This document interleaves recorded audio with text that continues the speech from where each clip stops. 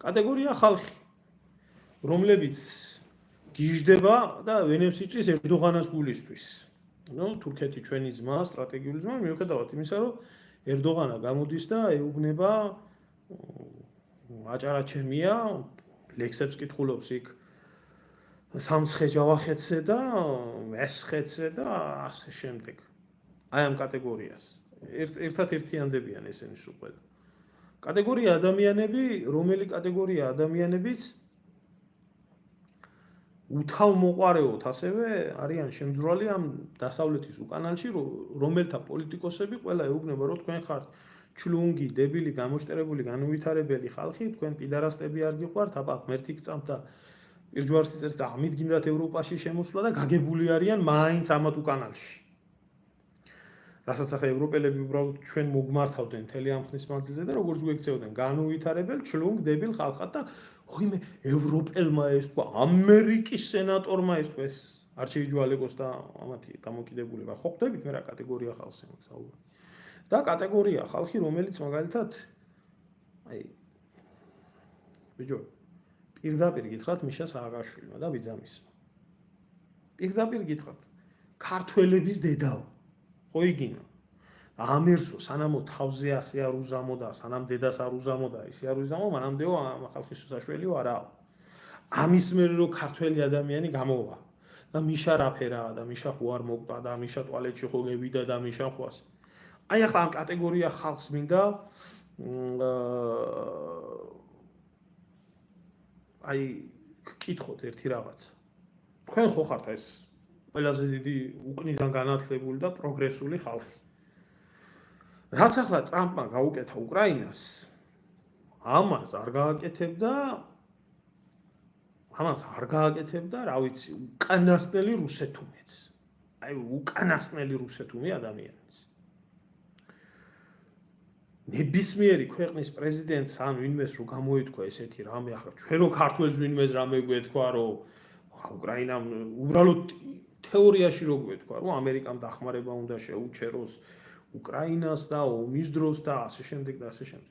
ხო თვალებს ამოგთხრიდით. ხო ამოგთხრიდით თვალებს. ხო და ამ ნაგავს გეკითხებით ახლა. თქვენ შობელძაღლებო. ეგერა ამერიკის საელჩო.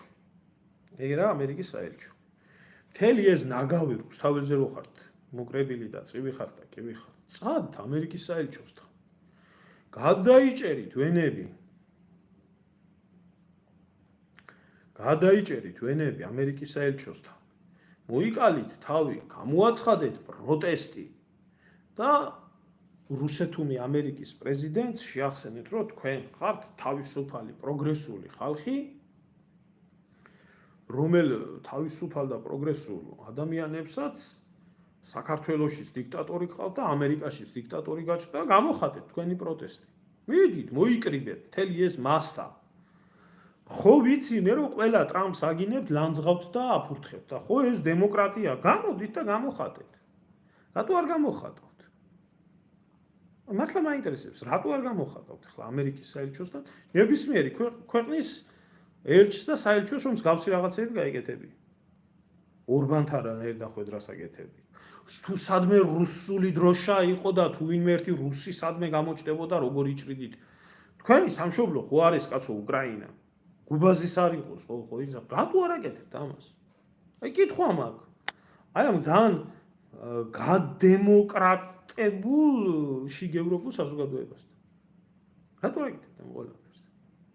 თუ მართლა თქვენ მონავის უნდა დაუძახოთ. თქვენ. აი ამაში არის მთელი საქმე.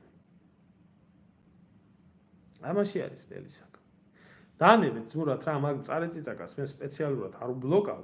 იყოს აქ და უყუროს, მაგრამ აღარც პასუხებს არ ხვდებს სპეციალურად და შეეშვით. იმიტომ რომ რა უნდა, მაგაც მე ვერ გამევიტანი აზრი დიდად თავიდან. უბრალოდ კი ვიცი რაც უნდა, მაგრამ მოაყვებით.